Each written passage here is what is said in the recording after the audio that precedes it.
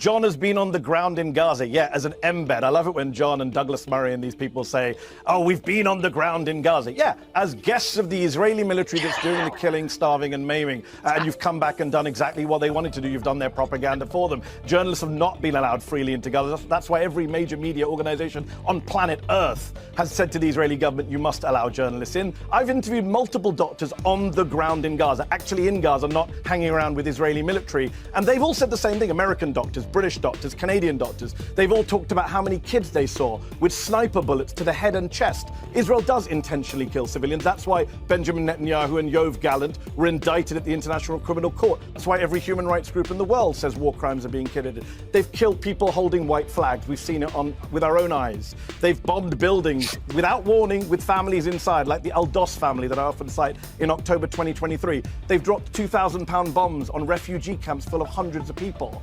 They have killed 7 aid workers in a clearly marked World Central Kitchen aid convoy. They've bombed World Food Programme convoys, leading to Cindy McCain, the wife of the most pro-Israeli senator of my lifetime, to come out and condemn Israel for attacking aid workers. John wants you to ignore Cindy McCain and British and American doctors and human rights groups and your own lying eyes watching people with white flags being gunned down. He wants you to believe him and his Israeli military minders. Even if Mehdi is wrong on everything else, he can get Piers Morgan to say this. This is good enough to at least know that the needle is moving in the direction it needs to on this issue. I have resisted going as far as you have done in your criticism of the Israeli government.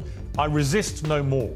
I think we've reached common ground about what we view is happening and has been happening through this period of this blockade, which frankly is just starvation of the people there, including so many innocent young women and children.